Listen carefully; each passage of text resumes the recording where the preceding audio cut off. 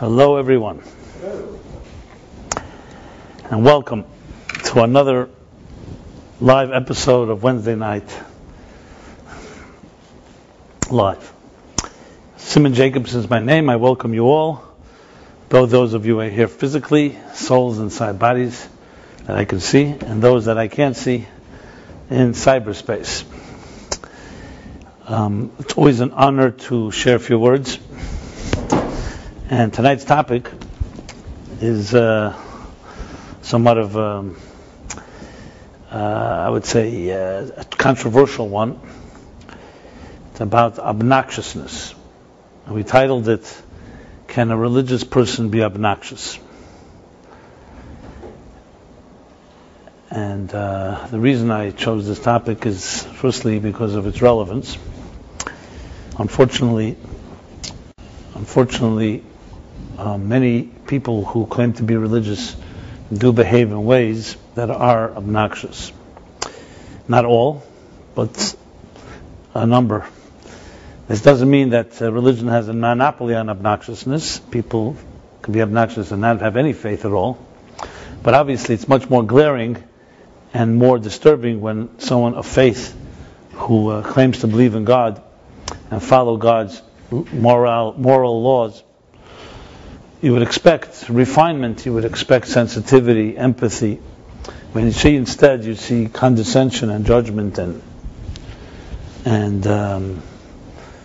all the other negative synonyms that go with often religious dogma or religious fanaticism. It can be very disturbing. And I personally, of course, and maybe this is my main reason of talking about it, is because I personally have suffered at the brunt of this, because when I travel and I speak, and you look at me, so I'm a man with a beard and a yarmulke, and the fact is, even though people don't like to say this, but we all stereotype, so I'm also stereotyped. So I've developed a comprehensive and elaborate system of responses to how to diffuse this type of stereotyping. I'll just give you an example. When my book was published, Toward a Meaningful Life, originally in 1995, it's a long time ago. It was before emails even. There was just AOL, CompuServe, and Prodigy were the three newborn infant AOL providers, email providers. Most of us didn't even know what email was. I had to actually be persuaded to put an email address in my book, because I didn't even know what it was. I said, "There's enough, problems. I don't need another email problem." But then, obviously, we live in a different world. So I remember I was, I believe it was, which city was it? Maybe Cleveland. I was on the publisher sent me on a book tour, an author book tour, and that comes along with, besides signing and speaking in bookstores across the country, also doing media, radio, TV, and print interviews. So I was on an interview in a Cleveland morning drive show, drive. So it's like a short interview. These interviews usually go 5-10 minutes, not longer. And I remember when I came on the show, this was all live, so it was all spontaneous, no time for corrections. So the woman who was interviewing me, immediately as soon as I came on the set, she visibly, on camera, that was like demonstrated and exhibited real shock. She looked at me, and she said, "I'm surprised to see this is what you look like. I'd read your book, and I love your book. It's one of my favorite books, Toward a Meaningful Life. It touched me deeply. And seeing you, I'm a little shocked." She said that. So I said, "What are you so shocked about?" She said, "I didn't expect you to look like this." So I said, "Like what?" She said, with a beard and a kippah and all that. And then she asked me that wouldn't it be people would be more receptive to me if I looked more like a regular secular guy in the street. That was her first question to me. So obviously I was, even though I wasn't offended, but I make believe I was offended because it was a good opportunity to make a point. So I said, I'm very offended by that. Would I suggest to you that you should look in any different way because it's to be more acceptable? This is my tradition, this is my choice. And on the contrary, maybe this is a good opportunity to provoke you and your audience to look at how we stereotype. You don't even know me. You read my book. Maybe I am like my book. Who says my book is like me? Maybe what you read is a reflection of who I truly am. Anyway, she accepted that, and she apologized. It wasn't as true offense. I was just, as I said, and this happens to me quite often. People read, and people have read stuff that I've written, and then they meet you, and they don't always associate the two. Which maybe is a good reason not to always meet everyone that reads you, because that way they can't disappoint them. But hopefully I have not disappointed, even if you meet me. So maybe it is a good opportunity to, even though the cliche is, we don't want to judge a book by its cover, but everybody does judge a book by its cover, let's be honest. That's why billions of dollars are spent on covers, and on packaging, and on marketing, and on presenting things. Because people judge things by the first 5 seconds. So for me personally, this has been I call it pet peeve. It's a painful subject, but at the same time, I think it's a critical subject, because how do we address this issue? When you see, for example, the examples in Israel, streaming videos of people, religious people, spitting on each other, or spitting at someone they think is underdressed, which may or may not be the case. And it creates these images which feed a stereotype, unfortunately, of this type of religious obnoxiousness. And then when you add into the equation what's been going on in recent years, Muslim fundamentalism, so there, of course, it takes on a whole different level. It's actual suicide bombing and killing. But it all feeds into that image of this negative taste about religion. And we all know this isn't new. The last 200 years have really been an assault on religious authority, whether it's the battle between science and religion, or between faith and reason. In the modern age, if you read the Enlightenment, thinkers of the Enlightenment, so they and others who began to so-called free themselves from the shackles of religious authority, the church, the monarchs, that really ruled Europe for close to 1,500 years, until, even more than that, until so-called the Age of Reason. The Enlightenment began to challenge that authority. And I would argue that it was actually a good challenge. It may have gone too far, the other extreme, but it did challenge corrupt authority. When authority is in a few people's hands, no matter what you call them, whether you call them religious or whatever they are, it can get quite corrupt, and it did get corrupt. So in a way, the Enlightenment was like a market correction. So when Nietzsche said God is dead, as he made very obvious, talking about a God that was never alive, that was never deserved to be alive. So in a sense, it was like revealing the emperor without no clothes. And if you left it up to the thinkers of the Enlightenment, they would tell you that a few hundred years from then, from the 17th, 18th century, there will be no more religion, or only for a few inferior people. But they were incorrect, because with all the entire assault on faith and religion, and for many good reasons, it still remains a force. And not just a force, like you look at the biggest selling book in all of history, and remains the biggest selling book, more than all the books on the New York Times bestseller combined, is called the Bible. So clearly religion has gone nowhere. It's still here, very strong. So we have the radical atheists, we have the radical believers. And the question is, the silent majority, most of us, where are we left with? Clearly science and rationale and reason does not solve all our problems. The bigger issues, existential questions, issues of pain, of love, of relationships, the things that are the sublime areas of life, science cannot say much about it.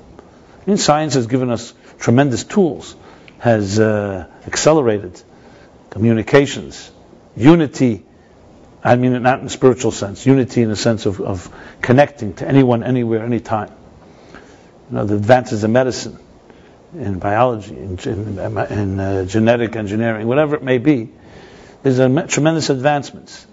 But we should not get deluded, as I discussed, I believe, last week in different classes. Just because we have tremendous progress in one area, that doesn't mean we've progressed as human beings in our relationships.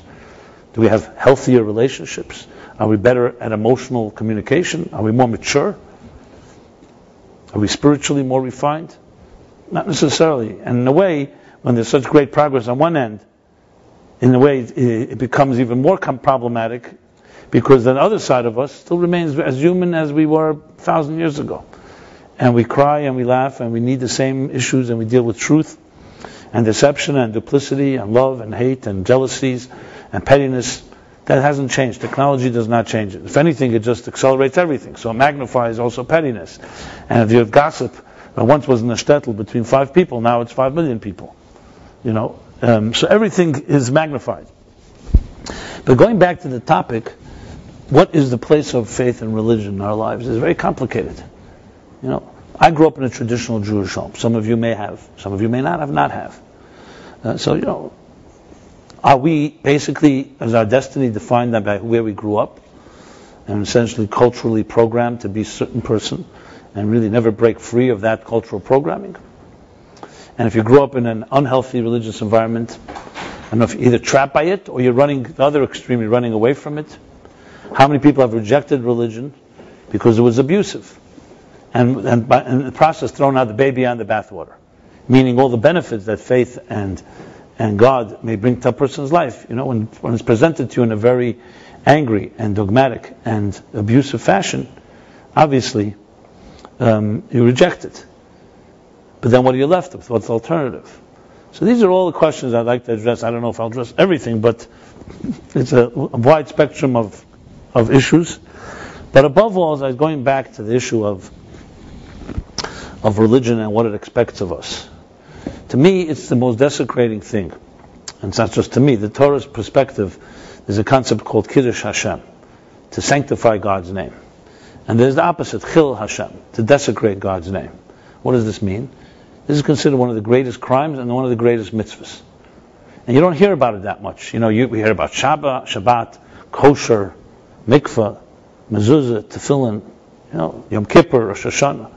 But there's a mitzvah called Kiddush Hashem, which is really the theme of these chapters in the Torah, which is another reason I'm discussing it. Kiddush Hashem means that you as a human being, created in the divine image, have an obligation and a responsibility and a gift, an opportunity to sanctify God, being that God created you in His image. So when you live up to that mandate, to that legacy, and you're a living example of what it means to be a refined, godly person, you sanctify God. And if you behave in a way that is obnoxious, you defile God, and you defile what God represents, and such you desecrate God. And we have that power. We have that power. Because we are the examples. God is invisible. So a person who claims they have faith in God, the first responsibility is, are you godlike? And if you behave in a way that is not godlike, then it's much worse than if you were not claiming faith. Then at least you're not a representative. You don't believe, or you're agnostic, or you're neutral, whatever the word is, undecided. Like the guy that said, I used to think I was undecided, now I'm not so sure. Any of you in that category? As we get older, we become less decided or more decided. It's a category now, pollsters take. Decided, yes, no, or undecided. So if you're in a position like that, okay, so in a sense you're on the sideline.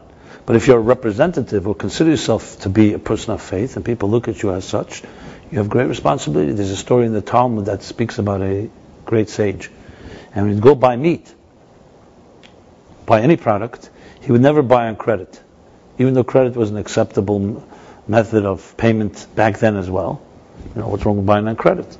Because people looked at him as a great sage, and he did not want anyone to ever think that he's leaving the store without paying. Even that's an impression. Even though you could assume maybe he's paying credit, but who knows what someone will interpret. That's the level of sensitivity. It's called a real Kiddush Hashem. So this is the standard. Now this seems so logical. So then the question is why there's so many people who claim to be religious and behave that way and are the exact opposite in their example. They don't make you want to feel that you want to be part of this. They don't make you feel proud.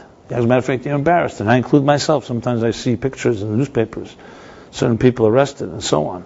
It's greatly disturbing to me because, firstly, as I said, it reflects on what I believe in and even my own look, so to speak. And then, of course, when you see a person that's supposed to be a godly person behave that way, it's far more problematic. Now, I understand the defense is we're all humans, and so why should people who are religious be held up to a higher standard? They are, because you've chosen to be held up to a higher standard. So, So I'm not justifying those that stereotype and hate religion for their own particular reasons and use all these things as excuses. You don't need to read anything more obscene than Mein Kampf and some other anti-Semitic literature. You see how they completely distort, even basing it on some legitimate stereotype, because that's another extreme, which is perhaps even worse than what they're criticizing. It is worse than what they're criticizing. But I'm talking about between normal people who are really looking to find a peaceful or some type of appropriate path in life. So this is an issue that I think is a critical, important issue for all of us, how to look at it, how to be, how to come away from it, and what should be our reaction when we see stuff like this. And as I said, beyond the fact that it's such a timely issue in general, and also a cause for great strife and divisiveness, especially among Jews. Because one of the biggest splits in Jewish life is between what they call the Charedim and the Chilonim. The Charedim in Hebrew mean the ultra-religious, ultra-orthodox, and the Chilonim are the secular. To the point of, I don't like to use the word, but hatred. Definitely distrust. In Israel, it's very blatant. In the United States, it may be a little more milder, but it's still there. It's a fundamental cutoff, the dichotomy between the two. And I'll give you another example. I was once invited to speak to a group of philanthropists in America, American Jewish philanthropists who give to Jewish causes. So they have different collectives where they get together, they discuss projects, and so on and so forth. A very interesting thing took place. They asked me to speak because I guess one of the people there had heard me or knew me, and they wanted me to address a certain issue about the future of philanthropy, what I thought, and so on. So I shared with them an observation. I said to them, there's something, it's a little sensitive, but I'll share it anyway because I think it's important. And we're here among family, and it's 7 billion people, our family, right? Who are they going to tell? God? There's no one left, Once it's on YouTube, everybody can see it. So I was discussing this issue, which I found very interesting. I asked them all. Most of them were secular philanthropists. When I mean secular, I'm not trying to stereotype them as well, but they would identify themselves as not really necessarily affiliated with any particular denomination. They love Jews and Jewish causes, Israel, and like Birthright is one of the pet projects, of course, of many, which I'll talk about in a moment. And they would identify themselves as not necessarily, secular in the sense where many of them didn't necessarily even get a real Hebrew education, but they're committed. And I really don't believe in stereotyping, so I don't mean this as categorizing them, but it's relevant to what I'm going to say. I asked them, I said, if you guys were investing, let's say, in medical research, you would have on board medical consultants, right? People who are experts in medicine and who know what medicine is like. So before you put your money anywhere, you want to know what the respected and authorities in the medical world, or for that matter, any other experts in any other field that you're investing in, say. So I asked them, tell me, who are your experts in Judaism that you consult? And it was a rhetorical question. I said, let's talk, what does an expert on Judaism mean? It means a scholar in Jewish thought. Now, I wasn't waiting for an answer. I was trying to make a point. The point I was making was that there's a big cutoff between a lot of the money given for Jewish causes and scholarship. Most of Jewish scholarship, whether we like it or not, is in the domain of the yeshiva world. That really does not associate much with the secular world, except to raise money from them. But there's an isolated world. These are people living in Israel or the United States, really behind closed walls. The yeshiva world. People who are studying all day Torah and are masters of Torah scholarship. And if you spoke to many of them, they do have a condescending attitude to the outside world. They see them as as not knowledgeable, not as pious, whatever it may be. This doesn't mean everybody in that world is condescending, but there's a certain us and them. And vice versa. People outside of those scholarship walls, in other words, the universities of Judaism, people outside of them are primarily people who did not study in these universities. And it's very interesting. I don't know if it's in any other system do we have such a dichotomy where you have the wealthiest, the most money charity given by Jews are coming from people who did not go necessarily to yeshivas and don't know necessarily much about Torah. But they do love Jews, they do love Israel, they do want Jewish survival. And maybe it's because of the crisis, whatever it may be. Now, of course, this is a major dilemma when it comes to the next generation of philanthropy, because what about the next generation? Israel now is a country. It's no longer struggling from extinction. It's no longer post-Holocaust generation. Today we're a powerful country, powerful nation. So many people are wondering, UJA wonders, how are we going to inspire the next generation to give? What's the crisis? So we have to constantly fabricate new crises? I say this because I gave another talk once to young philanthropists, and I'm telling you why I'm saying all of this in a moment. And I said, today it's no longer just to be an anti-Semite. You can't say my cause is to fight racism. What do you stand for? Not just what you stand against. And at the end of the day, that's ultimately a complicated one. This is what I asked this group of philanthropists. I said, what do you stand for? What do you believe is the Jewish future? And how could you answer that without some level of scholarship or consulting people as scholars? So here we have, the scholars are here, the givers are here. And they all acknowledge that I'm absolutely right. And one of them actually said something very bold, which is exactly what I was thinking, but I'm glad he said it, not me. He said, we're terrified of these scholars. Because they're very religious, and that's not necessarily the direction where we want to be giving.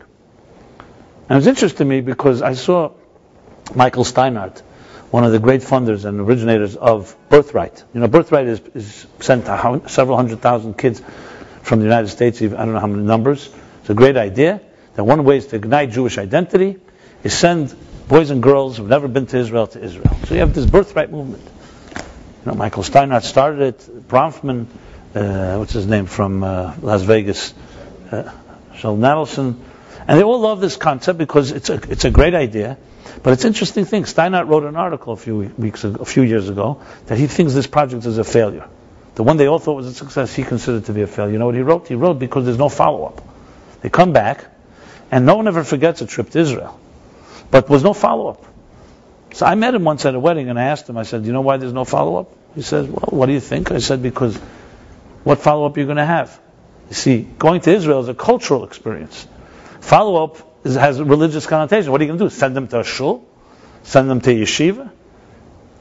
And it comes right away, which yeshiva? Which book do you give them?" So this creates this type of, everyone gets paralyzed. And he says, absolutely right. We can't agree what that follow-up would be like. Why am I saying all of this? Because this is an example of the split that exists. And I submit that I'm sure, even though not everyone spells it out, it's because the religious world is not trusted. Many people see religious people as being those that are grabbing money for their religious parties in Israel. They don't see them as examples necessarily of what it means to be a godly person. Because if they did, people would gravitate there. And they're seen in a very untrustworthy way. On the other hand, you find many secular Jews, very secular, who give a lot of money to big yeshivas. Some say it's out of guilt, because they think, okay, at least you'll continue the tradition. Now, I digress somewhat into this philanthropy thing, not because I wanted to discuss that per se. I just wanted to show an example how this issue is actually affecting life today in many ways, and a lot of things that are unspoken. Many things I just said here are not going to be spoken about so often because it's very controversial. No one's going to make these statements out loud. But we have this problem. Sadly and tragically, I once heard this from Jonathan Sachs, Rabbi Sachs, the chief rabbi of Great Britain. Sadly, the Hitler, Yamach Shemel, and the Nazis were able to unite us as Jews in hate more than we can unite ourselves with love, which is a very sad commentary, because they didn't care what kind of Jew you were, half Jew, quarter Jew, whatever their way they calculated. They would run around with stethoscopes, listening to people hiding behind the walls. That's how crazy and obsessed they were to find a Jew. And everybody was equal. There'd be every one of us, God forbid, there'd be no discrimination. And it's sad how we, living in freedom, with the capacity to love each other, cannot find that type of common denominator. And that to me is like a life mission, that each of us has to do something about that. Because here, no one is a bystander. You're either part of the problem or you're part of the solution. So you can say, what can I do? I'm not a rabbi, I'm not a leader. What do you mean? You're an individual. How do you treat those around you? You have your own community. Whatever community that may be, your sphere of influence. So this is why I wanted to talk about this topic, because I think it's critical. And it's something we all can do something about. It's not something, and you don't necessarily have to start from the top. It could be a grassroots revolution. If we're aware, knowledge is power. Half the cure of an illness is awareness. That's what it says. Yediyah tamachla chetzi refuah. It's an expression in Judaism. Awareness, knowledge, and understanding what is the underlying problem, what is the epidemic, so to speak, of divisiveness, is something all of us can learn about. And once you know, you begin to cure the situation. Ignorance is, of course, the worst of all.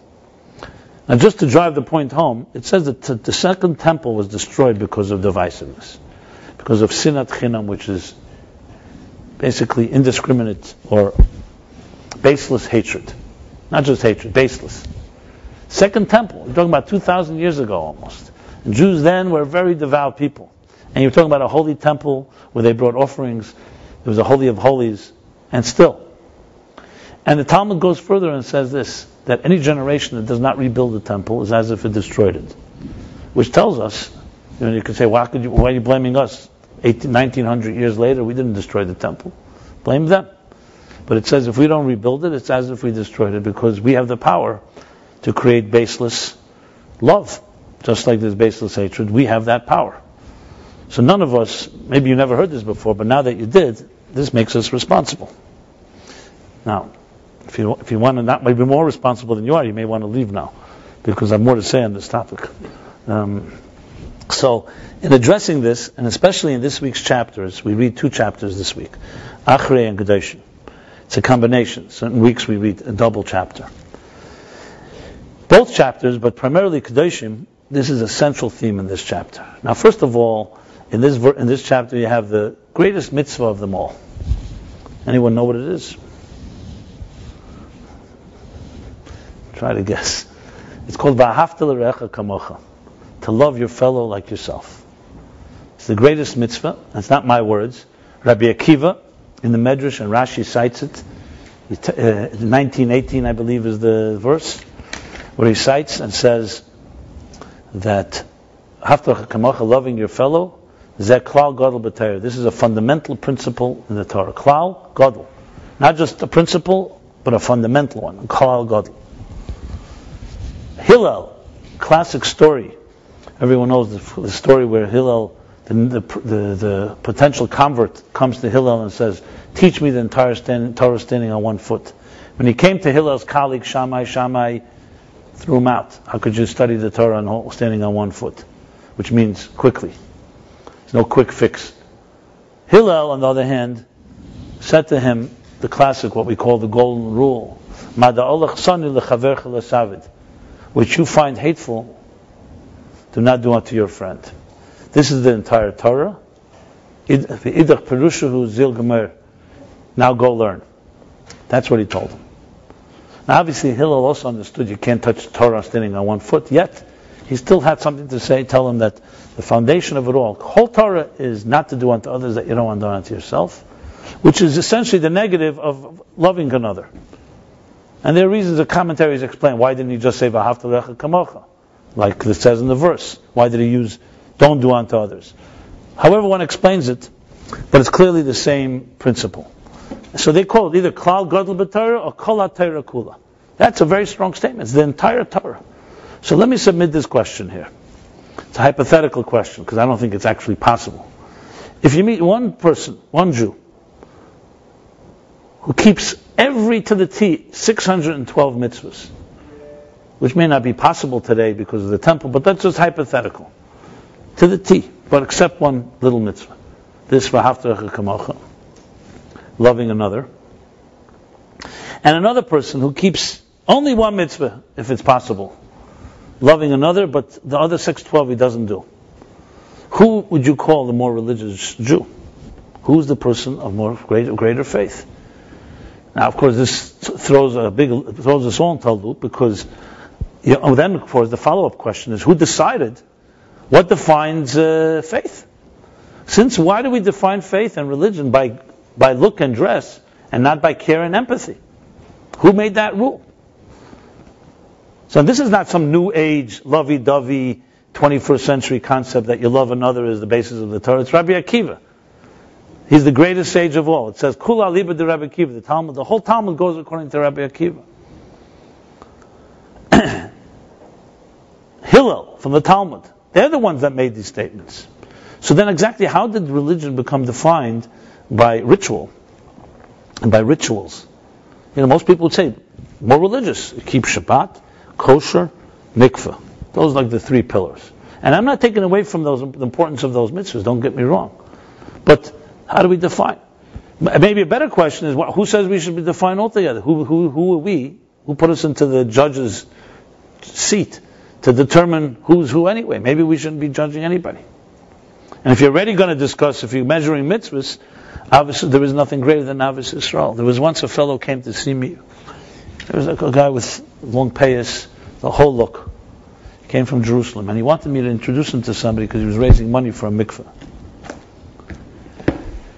Anyway, and he introduced himself to me, his name, and then he said, I'm a Cannoli.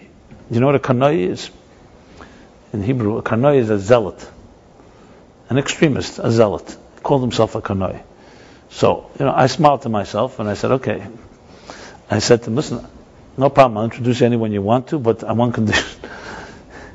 But answer me this question, what are you a zealot in? What mitzvahs are you extreme in? So he says, what do you mean I'm a zealot? I'm a Haredi. He showed me his whole look and all that. I said, so here's the story. You want my help? If you can show me kanos, zealotry, in only one mitzvah called loving others unconditionally, I'll take you to as many people I can introduce you to. But if your zealotry is in all other mitzvahs except that one, go somewhere else, basically. He was he didn't even know what to say. Didn't even know where to begin. He never heard anything like that. He thought something's the matter with me. And I stayed here for the record that, as I said, these are not my ideas. And I'm not, God forbid, dismissing the rest of the Torah. So what does Hillel exactly mean in his statement? And just to throw in, since we're already into throwing questions out there, let's just make the plot thicken. Rabbi Akiva had 24,000 students, which you may know, which is this is the main reason we don't celebrate and we don't do weddings and other unnecessary celebrations during the counting of the Omer. Why is the counting of the Omer not a time for weddings? Because 24,000 students of Rabbi Akiva, they did not show, they were disrespectful to one another. They didn't show respect to one another. So there was an epidemic and 24,000 of them died. And we honor that in this period. Right now, where we are right now, these days, between Passover and Shavuos. So how does this work exactly? Rabbi Akiva said, Klal Gadol b'Torah is the fundamental principle of Torah, and his own students couldn't get the message? And since, as I said, questions, let's talk about Hillel's statement for a moment. And then I'll answer it all hopefully one analysis of this chapter. Hillel said, the whole Torah is what not to do unto others that which is hateful to you. The whole Torah. He doesn't say part.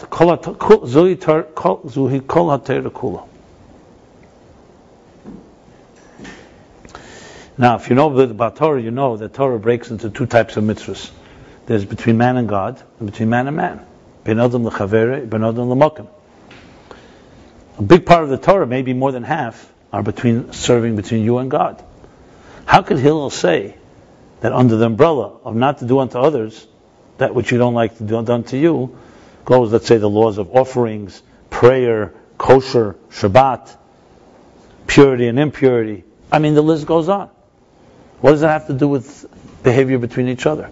Yes, the mitzvahs like charity, welcoming guests, all the other benevolent and moral mitzvahs, you could say, it goes under the umbrella of don't do unto others that which you don't do. But there's a whole part of the Torah that doesn't fit that. And then the other way around. If that's the entire Torah, why are there so many people who keep the Torah and not necessarily more loving? And vice versa, people who are very loving and not that particularly pious. So a very nice, warm, heartwarming statement from Hillel ends up being, if you think about it, fraught with all kinds of questions. What's going on here? And the relevance, I don't have to again repeat how it's relevant today. If we all had the answers to these questions, I believe we'd have Mashiach here. Because we would have the solution to what caused the temple to be destroyed. And again, we're all part of the solution, all part of the problem. So the answer, my friends, is all in this week's chapter. And when you read the verse, V'ahavta recha kamocha, and some other verses in this chapter, it becomes very clear. So let's start with the opening of the second chapter, Kadeshim. So it opens up like this. God says to Moses, speak to the nation of Israel, the children of Israel, and tell them, Kadeshim tiyu, sanctify yourselves.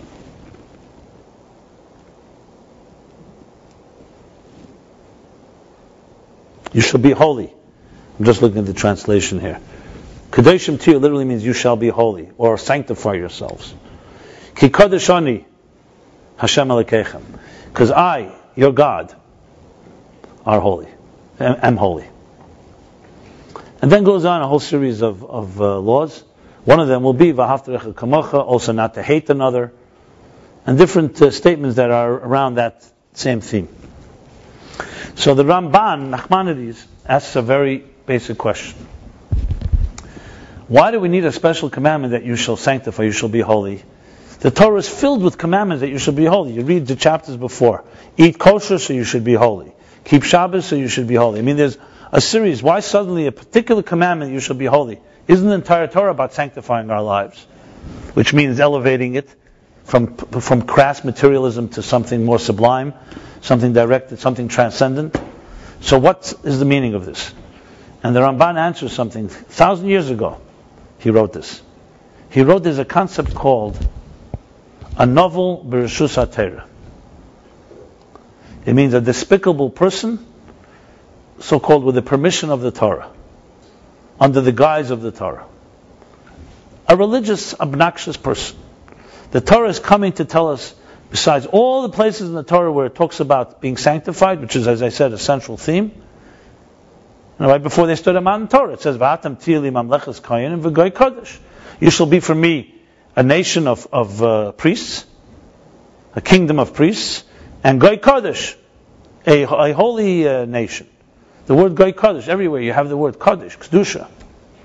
So why is this verse giving us a special commandment? It's coming to tell us a particular issue, particular trap. Do not be obnoxious using the Torah as your excuse. In other words, not only in the 20th century, 21st century, back in the time of the Ramban, there was such a concept where a person is capable of using the Torah for obnoxious and for despicable ends. Why is that such a terrible thing? As I said earlier, because that's desecrating God. You want to be despicable, obnoxious because you're selfish, or because everything is driven by self-interest in this world, or survival of the fittest, and we live in a world where dog eats dog and whoever is more powerful wins? Fine. You're not schlepping God into it. But as soon as you start talking about Torah and God, and then you behave in a way like that, that is considered to be a major defilement, a major desecration. And that's what the Nachmanides says. Now, how is it possible that a person could be that way? So there's a statement in the Talmud. I mentioned it in the past. Maybe you've heard it. Does anyone know Aramaic here? It goes like this. Gamva apumachtate rachmana karye. In the Talmud, the Tractate of Brachos, the Talmud says, here's a scenario, a ganef, a thief. Before he goes out to steal, he prays to God to help him succeed. Now tell me, what kind of thief is that? What kind of person would do that? God says, Lo signev in the 10 Commandments, don't steal. And he's going to the God that told him not to steal and said, listen, I need your help. I'm praying to you to help me succeed in what you told me not to do. It's one thing, you want to deny God, you want to think God is not watching, but how is that possible? So Hasidic thought explains, because Amunah, faith, is what we call, on its own, called makif. Makif is a Kabbalistic, mystical, or spiritual term, refers to something that's hovering around you, but it's not internalized. Well, a person can have faith and still behave in direct contradiction to their own faith. And if you think this has to require insanity, well, maybe it is insanity, but every one of us does it.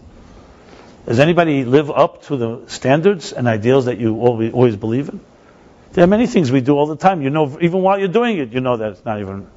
How often does you have a conflict between your mind and your heart? and you know that's not the right thing, and you still give in. And then you have consequences, and you do the mistake again. So the Talmud does say that a sin, when a person a person does not sin unless it's a moment of insanity. But this insanity is not a plea that you can use for defense, by the way. What does insanity mean? It means concealment. No healthy person would put their hand in fire. If we knew the damage we did through certain behavior, and we saw it like a hand in fire, no person would ever do that. Why is it that you do it anyway? Because you don't feel the consequences. It's invisible. The Talmud asks the question even about people. How is it possible,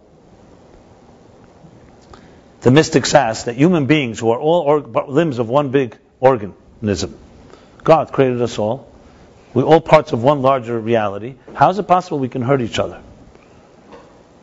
And the Talmud uses an example, Yerushalmi. The Talmud says, just like one hand will not hurt another, just like the one hand won't hurt another, one human being shouldn't be able to hurt another. The reason is, is it conceivable that in a healthy body, the left hand does something wrong, the right hand is going to damage it, is going to hurt it? When's the last time you slap yourself? I mean, we sometimes do that for whatever, frustration, but hopefully not in destructive ways. So the only reason they explain is because it's concealed. We don't feel that we're part of one organism. That's why it's a moment of insanity. So essentially, this idea of faith, you can have faith and then have that distortion. While you're having faith, you pray to God to do something that God is telling you not to do. Because the faith is not internalized, it's not integrated. It can be like immature faith. Inconsistency is the inconsistency that every person, even the greatest people of faith, succumb to, because you can have faith, it doesn't mean it always affects your behavior, and God is not standing right in front of you in the most physical way. Rabbi Yochanan ben Zakkai, a great sage, on his deathbed, said to his students, Halavai. He gave them his final words were, Halavai, may it be that you should have fear of God as much as you fear human beings. He's telling this to some of the greatest students, so you can imagine about us. Because the fact is, when a person is watching, you have somebody that you're ashamed of, there's pride and so on, it affects you. God, you can have deep faith in God and still somewhat detachment. So going back to this statement, therefore, so it's very possible for a person to have Torah, but compartmentalize, and not realize that they're not living up to Torah. You could eat kosher and not be kosher. Because we live in a world that is duplicitous, a world where God Himself concealed His presence, and therefore allowed for the potential of us saying one thing and doing another. How often have we judged someone else of something that's far less than we ourselves were guilty of? Because we see all the flaws except our own. And you'll always see it more in someone else than you'll see it in yourself. So we have this so-called dichotomy. We have this duality, compartmentalization, which of course is antithetical to the whole concept of Hashem Echad, God is one. I always use the classic example of Bertrand Russell versus Maimonides, Lahavdil. So Bertrand Russell was once asked how could he behave unethical when he's teaching ethics at Cambridge, and his response was, I also teach mathematics and I'm not a triangle. Especially in the academic world, it prides itself. You don't have to be what you teach. I could be a master, an expert in something. It doesn't mean I have to live up to it. Maimonides, by contrast, writes in the laws of Hilchos Deis, the laws of, Deis, of human morality, Hilchos Deis. He writes like this, that you want to recognize a true wise person, you know what you have to look at? Not at his oratory skills, or brilliance, or scholarship. You look at the details, how he walks and talks, eats and sleeps, deals with people. That's where you see the true Chacham. Which means there is no compartmentalization. Now this doesn't mean everyone always lives up to that, but to make it a standard and to glorify it like Russell did, no, Judaism does not see that as a virtue. You have to live, you are what you teach and you teach what you are. Now, we don't always live up to it, but the expectation is what we say in the most famous prayer of all, Hashem Echad, unity, seamlessness. Children are a perfect example. What you see is what you get. Later in life, we learn to be duplicitous. You wanted to ask something? So, for those people who are very observant and follow all but one of the commandments and don't treat people the way they want to be treated, but they know that God is watching them, is it that they don't know the difference between right and wrong? Is it that they don't have self-awareness of what they're doing? Or is it that they forget who the audience is and they think the audience is everybody around them and not God? I'm going to answer this. I'm getting to that. I'm just building a case toward it. You have a little more patience? Okay. Yeah. I'd rather, they say there's two ways to deal with an issue. You can go short and long road or the long and short road. The short and long road sounds short, but it ends up being very long, because you end up having many more questions. The long short road is initially longer, but then you have you get to the root of the issue and you solve all the symptoms. That's what I'm trying to do, more relatively speaking, in one class. But I'm going to get to that. And I also don't want to come across, I'm not judging anybody, including people in that, we're all in one boat here. We all have to look at ourselves. But I'm addressing this issue. So I'll get to that in a few minutes. If I don't fully answer it, you'll ask me again, okay? So we live in a world where there is duplicity, and the mystics explain it's exactly the way God created it that way. They call the Arizal, the great Arizal, the holy Arizal writes about the great symptom, which is the great concealment, the black hole. That in order for us to be an independent reality, the divine presence had to some way conceal his presence. That way we could emerge. If we were submerged in the divine light, infinite light, we could not rise. It would be like in the presence of an overwhelmingly brilliant, infinitely brilliant teacher, and we would not be able to, we'd be completely overwhelmed and impossible for us to not be annihilated. So the Arizal explains that there was a black hole, a quantum leap that allowed existence to emerge. As a result, however, there are plenty of dichotomies and all forms of distortions, because it's a world that's disconnected from its source, at least in its perception. So we have the classic dichotomy between who you are and what you do. When most people, you ask them who are you, they give you their business card. But that's what you do, it's not who you are. The split between soul and body, between higher purpose and self-interest. I mean, the list goes on, but it also applies itself in the religious realm, and that is the dichotomies that exist, where a person can be growing up very traditional, but it may be all cultural. For all you know, they may not even have God in their lives. Because what is God at the end of the day? If a person grew up in a devout, pious home, and it was taught from day one, this is what you do. This is where you wash your hands. These are the prayers you say. Here's Shabbos. Here's Rosh Hashanah, Yom Kippur, Sukkot, Hanukkah, Purim, the fast days, Pesach, Shavuos, etc., etc. That's their life. There's a lot of powerful cultural peer pressure involved, and you go to those the schools that advance this. So then, when you get a little older, you have to ask yourself the question: am I a devout Jew because I grew up around it and it was basically that was my culture? And if I had grown up in a different culture, I would have had different rituals. Or is it something that you've actually come to experience God in your life? That itself is a big question. And what about those of us that didn't grow up in a traditional home? You grow up, let's say, in a home your parents were radical atheists or communists, which is not unheard of. And they had a whole different system. They taught you that religion is the worst thing in the world. Are you really not religious, or you're just simply programmed that way because that's what you heard from the people you respected, the people you loved, the people who brainwashed you? So at the end of the day, in general, it's a good question. Who are we? How much are we a product of our environments, our parents, our schools, and how much have we really chosen for ourselves? And then throw into the pack the media pressure and all the different pressures in the marketplace and everything, that you start wondering, what decisions do we really make that are truly independent choices? Now, I know we love independence, and we're free. But we're free of what? We may be free of monarchs telling us what to do and authorities, but are you free of the cultures that have shaped you? So the first mitzvah told to Abraham was, Lech lecha ma'artzecha, leave your homeland, your place of your birth, home of your parents, to find yourself. Because it's not so simple to find yourself.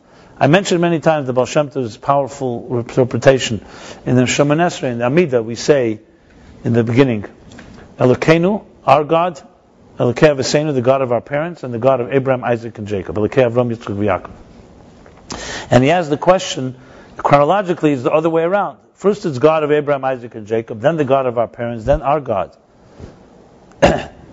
So why do you begin with our God?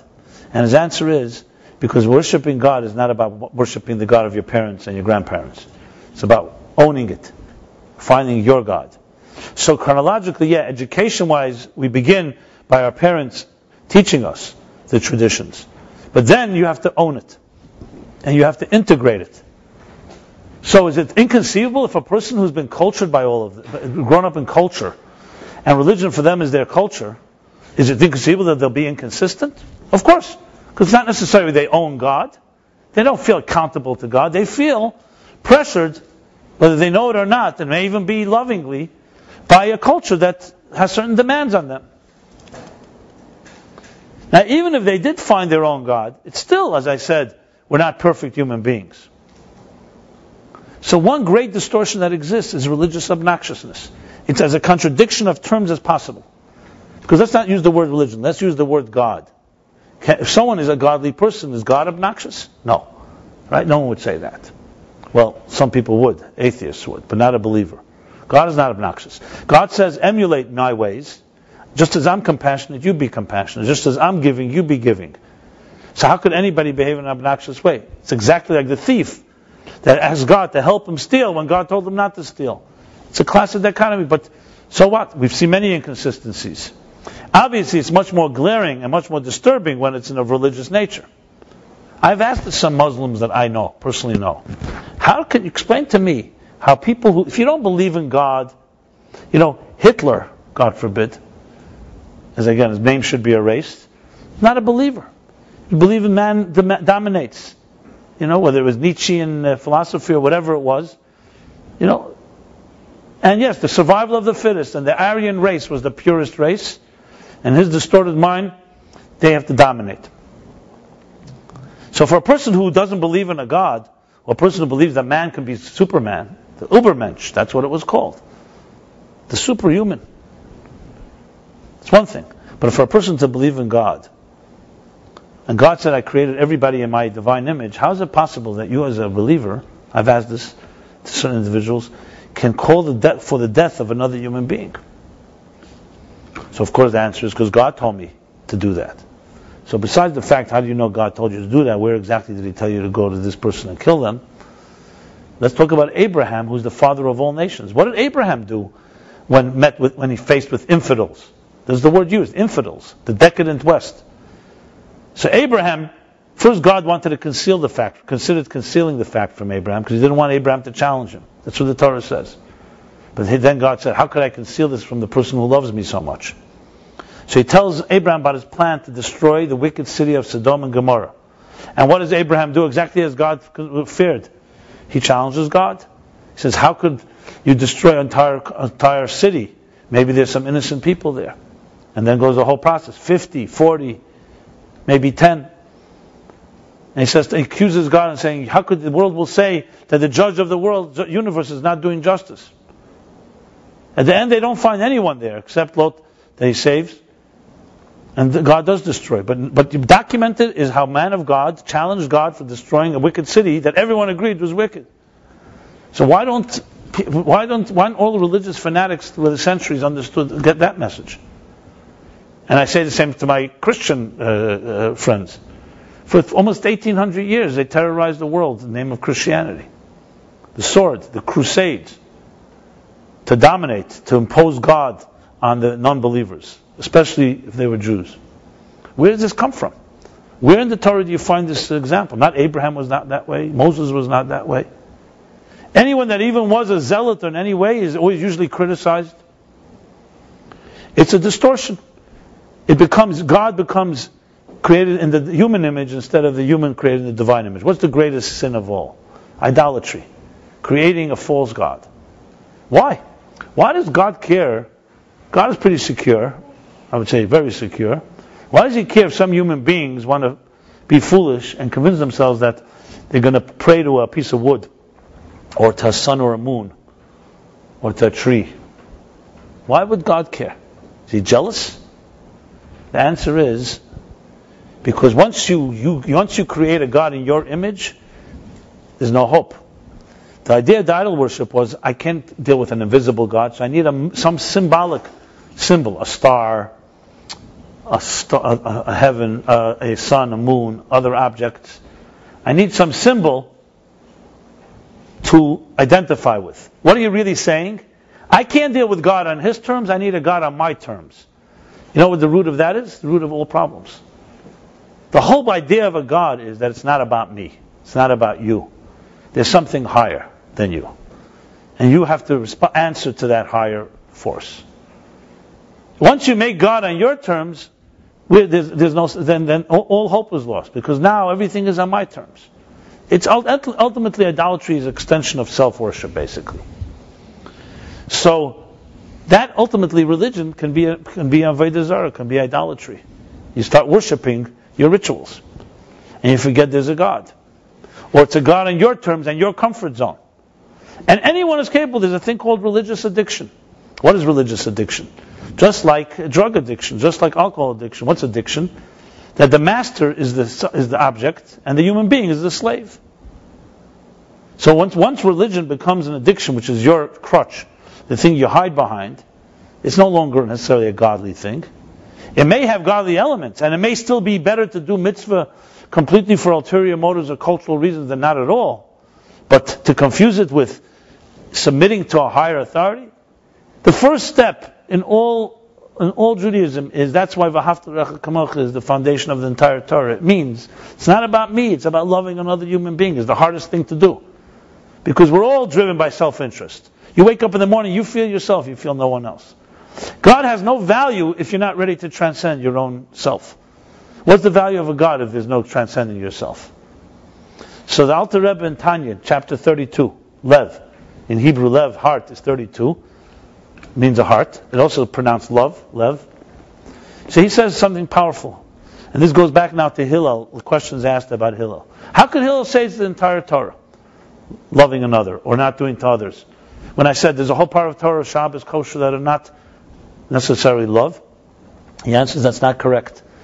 We have to have a new definition of Torah, a new definition of love. What is love? He puts it in one short sentence, extremely powerful, what real love is. Love is transcendence of spirit over matter. Two human beings, right here, we're sitting in different chairs right now. For you to give me your chair, you have to get up from your seat. Because physicality, by its very nature, inherently, is defined by time and space. Two things cannot occupy the same space. So how can one person love another? If I give you part of my food, I have less. If I give you part of my money, I have less. Everything in the material world gets diminished if you share. But love is not materialistic. Love is spirit. So two people can be sitting in two separate chairs, but they love, they transcend their physical differences. And you could be 1,000,000 miles away from someone and love them just like you're sitting near them. And you could sit near someone and hate him just like he's 1,000,000 miles away. So love is a spiritual component. Two corpses cannot love each other. Sorry for sounding so morbid. It's two souls that love each other. So he says love is not possible when you make the body primary and the soul secondary. It's only possible when you make nefesh ikar, the soul primary, and the body secondary. That's true love. Now you'll say, one second, there are a lot of loves that are very selfish. Well, those loves are bodily loves. And you know what happens there? It's a love that's all about me. It's like the guy that goes on a date and talks about himself for 2 hours, and then he tells the girl, okay, enough about me. Now what do you think about me? So that type of love exists, yes. That type of love is, it's me, me, me. And I love you, like a guy told me. Do you know how to love unconditionally? Yeah. If she loved me, I would love her unconditionally, If she did what I wanted her to do, I'd be unconditional. Love can also be trapped in the same problem of the ego. The whole concept of a God is that it's not just about you. There's more to it than you. And this is what the Alter Rebbe continues in Tanya. He says, and that's the entire Torah. Why do we keep Shabbos? Why do we eat kosher? Why do we bring the offerings? Why do we pray? It's all about transcendence. What's Shabbat? 6 days of the week you're immersed in your own work and your own toil and the product of your fruit of your labor. One day you dedicate to transcendence, to not be so immersed in your material activities. Same thing with prayer. Same thing with offerings. The entire Torah, it teaches you transcendence of being more sublime and less crass, being more spiritual and less materialistic, more selfless and less egoistic and narcissistic. Every mitzvah. That's why Hillel says loving another is the same as the entire Torah, because it all comes from the same root, transcendence. So when you learn to transcend by loving another or not doing to another that you don't want done to yourself, that is the entire Torah. The rest is commentary. And now go learn. Now go learn that when you do Shabbos, it's not just about keeping Shabbos, because I want to keep Shabbos because it's cultural, I'm used to it. No, you're keeping Shabbos as a way of you becoming more godly. And that's a direct result of what loving another person, because that's also about being more godly. It always disturbed me, I remember, seeing the images we've seen, people throwing stones at cars that drive in Israel on Shabbos. So I used to always think, what disturbed me was, what's kind of throwing stones? What kind of behavior is that? Go over to the person, speak to them. You want to invite them to your house, to shul? Gesundheit, fine.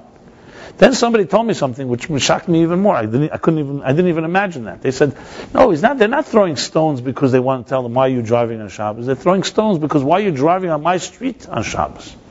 They don't care about you driving, it's about me. So I thought that was, okay, that's already, It's one thing, it's a distortion, you don't know how to be kind. So you're throwing stones to remind them, you're desecrating Shabbos. They're not even thinking about those people driving. If they're considering those people driving Shabbos as Goyim, as non-Jews. This is a perfect example of a grotesque distortion. The whole point of Shabbos is to be more godly. That's what Hillel said. He didn't say, keep Shabbos and then you'll be more loving. He says, when you're more loving, that's the foundation of the entire Torah. If you can keep Shabbos and not be Shabbosdik. If you're Shabbosdik, you will be a more loving person. Tell me the next time you see someone come out of a shul, Yom Kippur, Rosh Hashanah, Shabbos, davening, praying, studying, and they're more refined, they're more sensitive, they're more kind to other people, then you know you've got someone that has found God. Someone that doesn't have any such impact, I'm not saying they don't have at all a godly experience. They're doing it maybe for the right reasons, but there's a major lack of integration. There's a major dichotomy going on. And definitely not giving it much thought. So, I'm not interested in criticizing individuals for the same reason that the whole point is to be loving and kind. But you have to call a spade a spade. And there are times where it has to be spelled out what is the foundation of Judaism. Now we live in a world which is very complicated. 90% of Jews today are what we call assimilated. Whatever the word means. At the same time, they're divine souls like anyone else, creating the divine image, and who knows who's the greater soul? We have no idea. So you have many mitzvahs, many Jews keeping many, many mitzvahs, and many also keep Ahavas Yisrael in the most beautiful way. I mean, you go to hospitals, you see Bikar Choloms, the people who've set up to help the sick. So I'm not suggesting there's only complete self-containment. There's a lot of beauty and a lot of charity and so on. Obviously, I'm talking about what's lacking. So where do we begin? You have a situation where the so-called Orthodox, or the more observant traditional, are a minority. Many of them are distrusted by the others. So my suggestion is that we have to stop looking at each other and start looking at ourselves. All of us, whoever we are. There's one God that created us all. We all are created in the divine image. And the question is, are you living up to that potential? Love is the first litmus test. To care for another. This doesn't mean, by the way, that you forgive another. Like, you can love your child. It doesn't mean, if you're healthy, that your child, anything they do is good. In disciplining your child, is the example. A child comes home from school, really did something terrible. Everyone agrees, really bad. So you're, as a parent, what do you do? So you have two types of parents, usually. One, my child can never do wrong. It's always someone else's fault. the principal, the teacher, the other friends, the families, the street, whatever. Then you have the other type of parent who's right away disciplinarian. Oh, you did something wrong, you're grounded, punishment, demoralization, and the works. There's a third option. The Torah option is like this. The third Torah option is you sit your child down in some way, and this is the hardest option because it requires effort. It requires thinking. The first two are easy. You just ignore it or you just punish. The third one says, how do I convey to my child that I love my child, and because I love my child, I expect more. So I don't want the child to think this was right to do, but I don't want to demoralize and break the child either. So you have a story with one of the Rebbes. When he was a little child, he did something. Must have not been such the biggest thing. But his father, the only time in his life, he says, his father touched him was then. And what means a touch? His father just touched his cheek. It wasn't even a slap, a touch. But for his father to touch, that was already a big thing. But he said the big discipline, the great discipline was not when he touched me. He said, when later I saw him standing in a corner crying, my father. And that I never forgot. In other words, he cried that he had to touch me. So how do you convey to someone that you love them even if you disagree with them? Or even if you feel they did something wrong?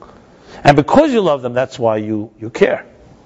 That takes work. That takes a lot of work. Because it's very easy to discipline and just be a punishing person. It's very easy to demoralize another. How do you motivate someone? How do you be a coach that tells someone, listen, you can be good, but you can be excellent. I got to kick you in the pants for that. And I'm doing it with love. So one of the Chassidim, Rabbi Schollenberg Gordon, who's a rabbi of Shalom in Maplewood, New Jersey, he told the story. Years ago, he asked the previous Lubavitcher Rebbe, how do you deal with a constituent that is not behaving properly? Do you rebuke them? Do you reprimand them? Anger? What do you do? Do you ignore it? So he said, since you traveled through Turkey, because he ran out of Russia, he went through Turkey, he says everything is divine providence. In Turkey, they have a thing called a Turkish bath, otherwise known as a schwitz, right? So the custom is like this: you go to a bath, a Turkish bath, a bath, what do they call it? A sweat, whatever, schwitz. Everyone knows what schwitz is. Okay, so it's a very steamy room, right? I mean, you have the hot ones and the steamy ones, and it opens up all your pores, and the grime comes pouring out or dripping out, whatever. Then you climb higher because heat rises, and it opens up even more pores.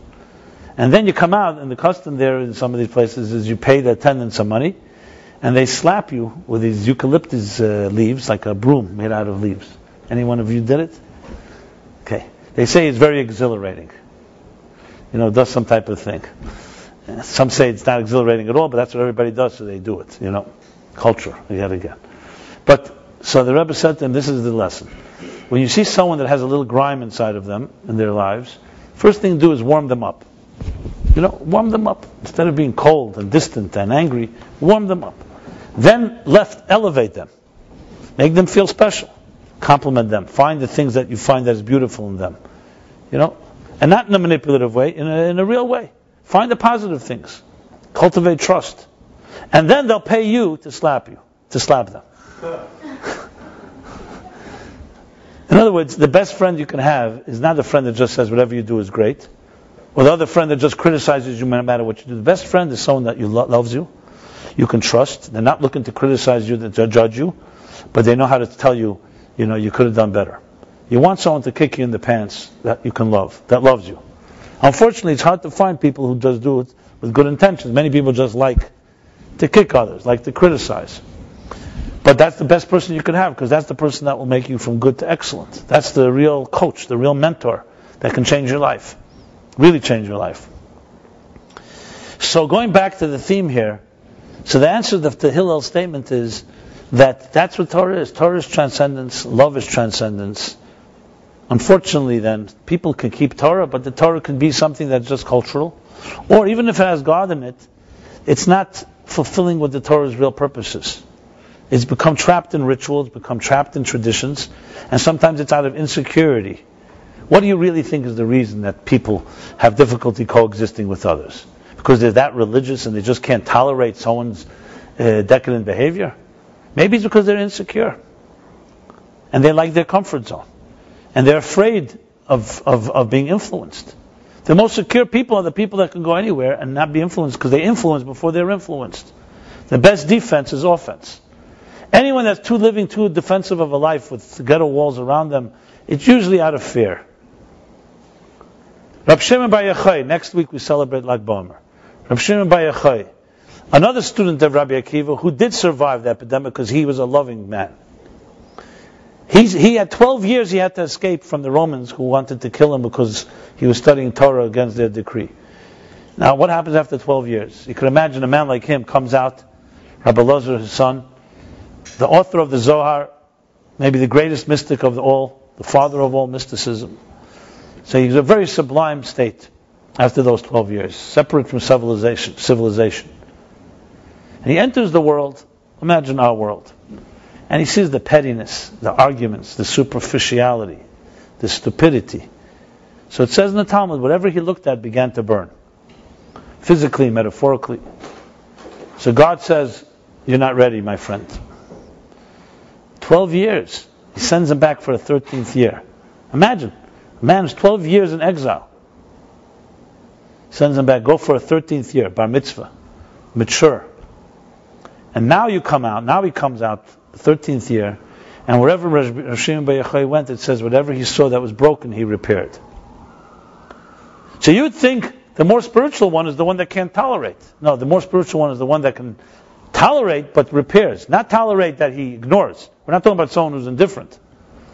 But he takes his passion and he has the maturity, the seasoning to figure out how do I reach them instead of how do I burn them up. This is Judaism. We live in a dark world. We recognize it. This doesn't mean that everything is forgiven and everything is all cool. It's not correct. There are standards. There's right and wrong. There's morality. There's high standards. But you're a godly person. God created such a world. Find a way to reach. Find a way to inspire. Find a way to touch.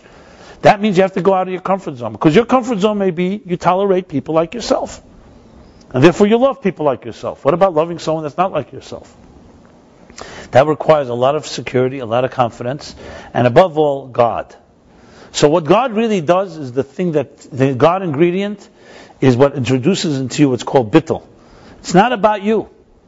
Whether it's a person who's about him, whether it's completely consumed with materialism, or consumed with some other selfish interest, or someone who's consumed with selfish religion, it's all the same problem. They're lacking a God that frees you from your own perception of things. And no one is immune from that. Religious people are not religious. Everyone is in the same boat. We all live in a world where God is concealed. And religion can become a trap. So this chapter teaches us what means love is the foundation of it all, and not to be an obnoxious human being. Because it's very easy to fall into that trap. And that's where ritual gets divorced of spiritual. SPI, before ritual changes it. Another dichotomy, I mentioned the dichotomy before with the philanthropists and all that. 90% of Americans, according to statistics, say they have some God, spirituality in their lives. 40 or 50% say they identify with a religion. That's not a small discrepancy. Clearly, religion and spirituality are not seen the same. And if you ask most people, spirituality is a free-spirited thing. Some people identify music with it. Anything that's like transcendent. Religion, ritual. I go to church, synagogue, a mosque. I mean, for Jews, synagogue, or Yom Kippur, Seder. It's about actions. How many people will say religion is about spirituality? It's not seen as the same, one and the same. And that's an absolute distortion from a Torah perspective.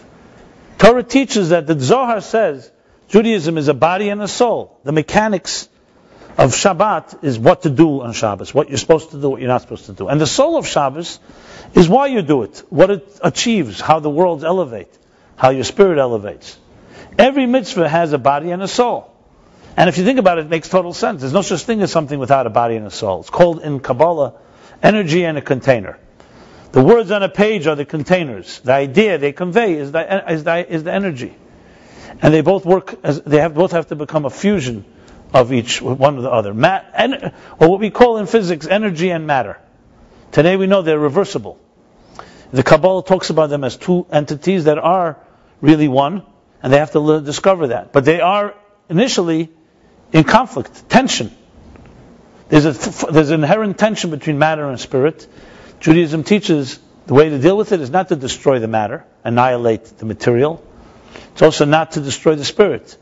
It's to spiritualize the material.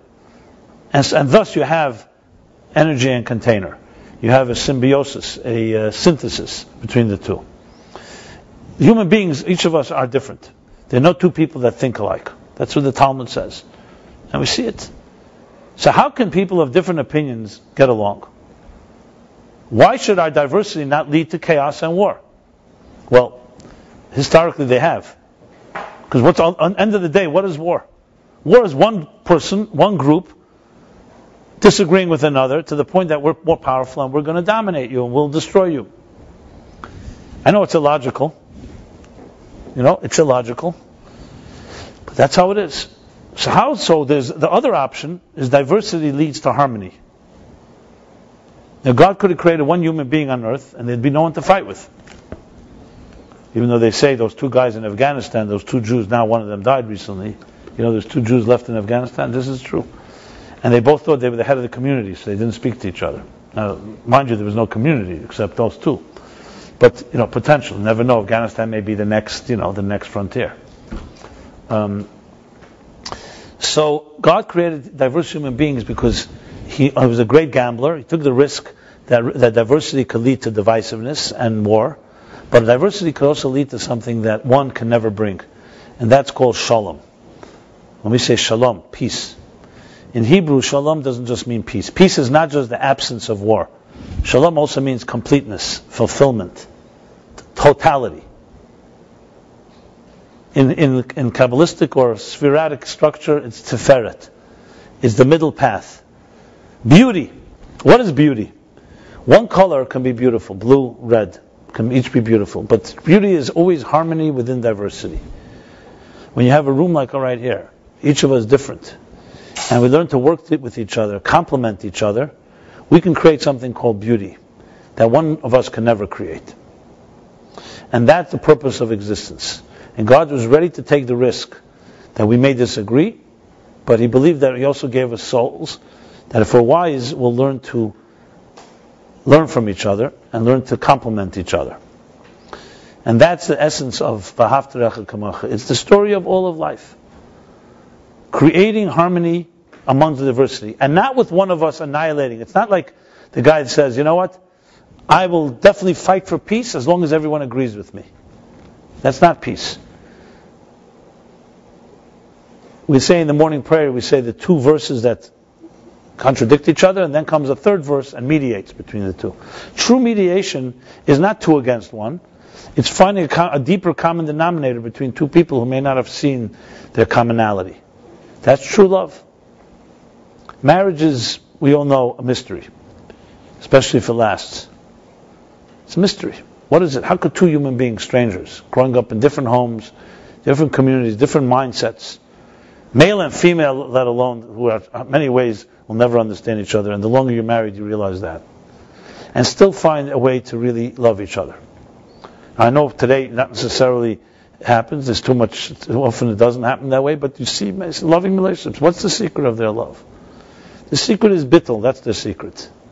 They're able to transcend themselves for a greater cause, for something beyond both of them. We stand under a chuppah at a wedding ceremony, under a canopy. It's transcendence. It shows there's something that's more than me and more than you, more than the sum of the parts. They share a vision together. So it's not just a marriage of convenience or for the children. There's something, a love that is transcendent. Not a love that's driven by needs, it's a love that's driven by transcendence, which in effect also serves needs, but it doesn't begin and end with human needs. It's another discussion, but I just wanted to point out how love is the central component of entire Judaism, entire Torah, entire God, everything in existence. And every mitzvah is an aspect of love. Even mitzvahs that seem to be between you and God. Yes, so when a person truly eats a kosher meal, afterwards they would be more refined and kinder to another human being. And if you don't see that, there's a major problem. I'm not saying it can always be done, but let's not think that it's normal or that it's expected. There's a higher expectation. So, in the final equation, much can be said about all of this. I think that each of us can do something a lot. Firstly, as I said, awareness. We need to know what the Torah does say and what it doesn't say. I want to share with you a story that I think captures this. I'll try to sum it up. It's a longer story, but I'll tell you the short version of it. I was on a panel, invited on a panel. It's a very powerful story. On a panel discussion with 2 other rabbis.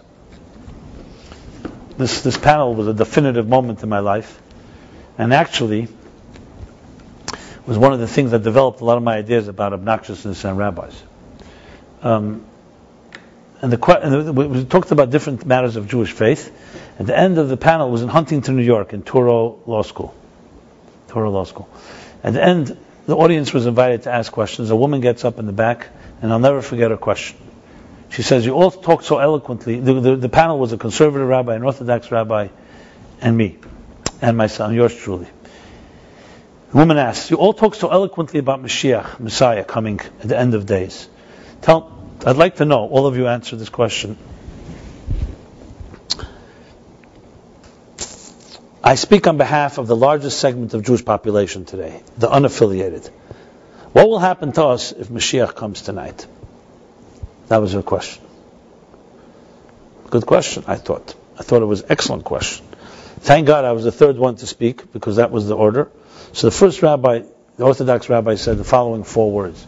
"God will have mercy," is what he said. And the audience began to boo him. Did you ever hear 500 people boo someone in an auditorium? It's not pleasant. It's very, very, booing is like very, what's it called? It's, has an echo. And he was extremely humiliated, but clearly the audience did not appreciate his profound response, and actually saw it as a condescending response. Then came the conservative rabbi, and this is what he said. He turned to me and said, "Rabbi Jacobson, I have the same question myself. What will happen to them?" And then he added some fuel to the fire, and he said, his voice was dripping with cynicism, and he said, "I once heard from this tzaddik, from this great man, this so-called righteous man, that said the Holocaust took place because the Jews had sinned, and because of the assimilation born in Central Europe. That's where it originated from." And he went on to literally spell out, tit for tat, how every crime perpetrated by the Nazis was tit for tat for something that Jews had sinned, transgressed. I won't repeat what he said, but the place was like mortified, including myself. So he said, "Is that going to happen if Mashiach comes tonight? That suddenly all those unaffiliated, irreligious will be annihilated or punished?" So you can imagine the stage was set for a very, what can I say? There was a very tense room, and I knew I couldn't get away with some type of cute answer. And I racked my brains. This was all going on very quickly, and I said to God, put the right words in my mouth. And I thought to myself, what would the Baal Shem Tov, what would Moshe Rabbeinu, Oyev Yisrael, it says he was a lover of Jews, what would the Levi Yitzchak Berditchev, the great people who loved everyone unconditionally, what would they say?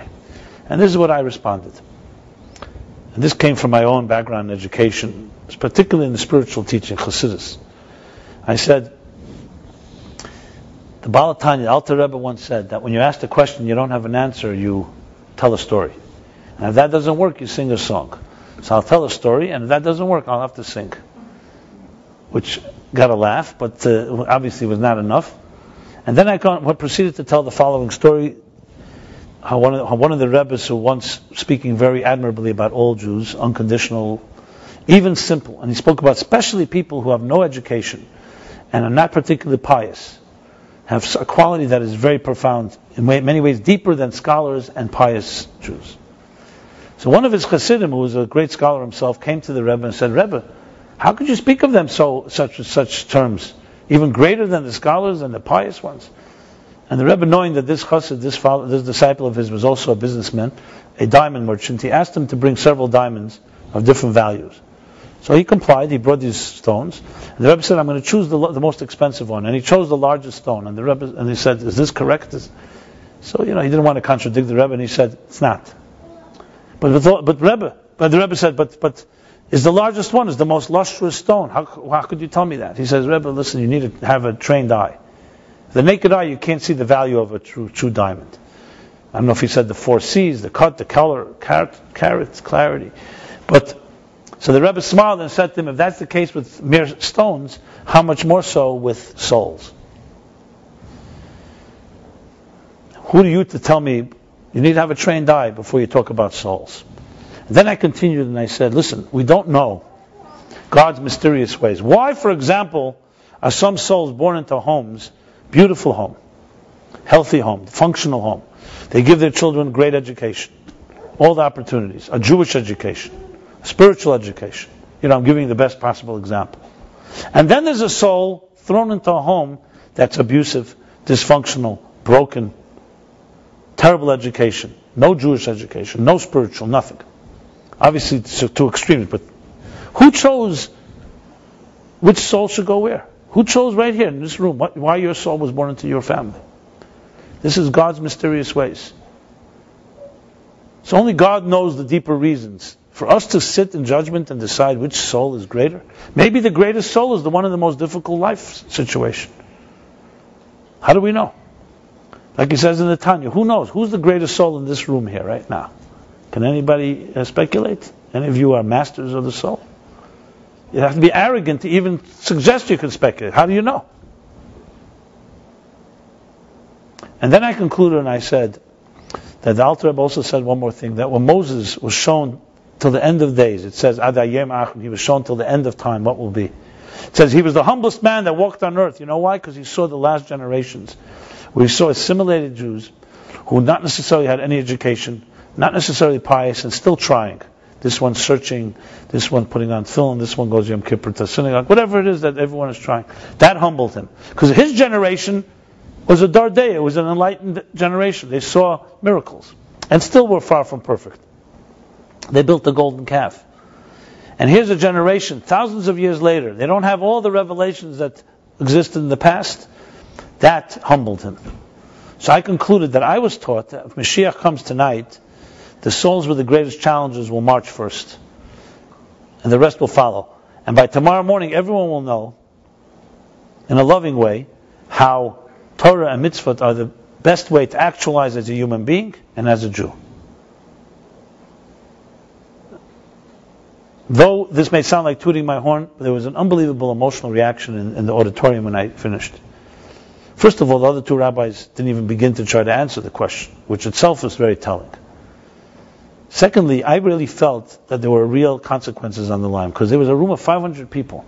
And if they go away without an answer to such a question, especially that woman, what does that say about us as rabbis? I don't have an answer to such a question. And I ask you, don't reveal the cards, but test this question with people you know and rabbis. Let's hear what they answer. Don't tell them the answer. Tell them what you ask them this question. It will reveal a lot about the understanding or lack of understanding of what souls are about.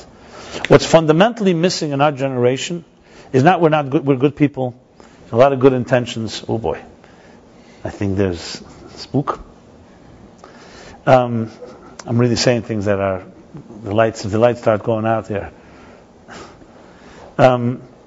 What's lacking fundamentally is not our intentions are good. There are many, many good people. I think all people are good. What's lacking is we live in a generation where our technological progress far, far, far outshines our spiritual progress. We don't know what souls are. We live in a materialistic world, and we're becoming more materialistic. To begin to love, you have to respect the soul. You know what it means? You have to respect something that you can't see. Something that's not on your terms. Something that you need to be humble. If we saw souls, we would abuse them. Because it would be another commodity. Maybe it's good that God is invisible. Because you can't abuse him when he's invisible. The whole idea is to submit, is to surrender, is to, in a healthy way, to commit to something that's beyond you. When you love another person, you're committing to a soul that you don't know much about, but you know that it's there, and you know it's valuable, and you know it's not man-made. As soon as you worship man-made things, you can no longer love in the fullest sense of the word. Then you worship that which benefits you, that whatever man is providing for you. So the idea of loving is connected to appreciating a soul. What we can do is become more soulful, look for the soul inside yourself, look for it in others, and act on it. And that is the foundation of the entire Torah. Everything else is commentary. Then all the mitzvahs follow, because every mitzvah is meant to be reveal a little more of the soul of existence. Food, kosher reveals the soul in food. A mezuzah reveals the soul in your home. Books reveal the soul of your mind. Prayer reveals the soul of your heart. Everything is revealing soul. Soul being the sublime, transcendent element in existence. So I'm very passionate about this, and I can probably go on and on and on. But I know we have curfews to deal with, appointments, meetings to meet, right? What's the expression? Many roads to travel, many people to meet. So, hopefully what I said is sufficient to cover the subject matter. But above all, I wish I can convey my own absolute commitment to doing whatever I can take to fight this battle. And it's a good battle. I'm not talking about fighting negative, it's a fighting positive. We have to be such role models. As I said in the beginning, that's how you mekadesh Shem Shemayim. That's how you sanctify God's name. That when someone looks at you, they see, that's a godly person, that's what I want to be like. Instead of some who distort sanctifying God's name, I'll kill others, and I'm sanctifying God. That's the exact opposite. They desecrate God with that.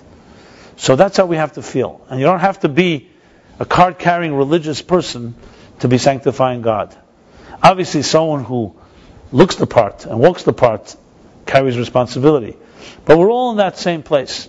And I don't know who is the most religious person on earth. That's my conclusion. Absolutely do not. It has nothing to do with dress. It has nothing to do with how many rituals you do. Maybe it has to do with how many challenges you have and how you've overcome your challenges. Maybe that one person who has the greatest challenge and does one thing that was the most difficult thing for them to do may be the most godly person on earth. More importantly, it's none of our business. If God wants us to know who's most godly, He'll let us know. So far He hasn't. Which means each of us has a piece of God within us. Each of us has one piece of the puzzle. And your piece is indispensable. And no one else can exist without you. This to me is the message that I would give to all my brethren, my religious and none. We all need each other. And in that sense, everyone is godly. So for you to hurt that person, you're really hurting yourself. You're hurting the part that you need to be a complete picture. It would be like the guy that drills a hole under himself in a boat and says, it's under me, who cares? Yeah, but the whole boat goes down as a result. And vice versa. When you strengthen another part of another limb of a body, the rest of the body gets strong. It's not just that person. Halavai, we should all feel that. So I'll tell you here, I'm committed to this type of approach to life. If all of us commit, even a small room like this, it can have a ripple effect. And as I said, either part of the problem or part of the solution. I know I essentially said that 4 times because I don't want anyone to think that you have a third option. There is no third option. Third option, if you're still undecided, it's also part of the problem. Because we have enough undecided people in this world. So let's start a revolution of love, of transcendence. That doesn't mean any compromise of standards. You can communicate all your standards. You do it with love, like you do to your brother or your sister. You can disagree, but you can do it with love. And that is the entire Torah, and everything else is commentary. So no matter what entry point you begin with in the Torah, is all leading to one ultimate destination, which is transcendence. And that's why when we love each other, we rebuild the Beis HaMikdash. It's not some incidental connection. What is the Beis HaMikdash? The divine presence on earth. That cannot exist. The father cannot be with his children when they're fighting with each other.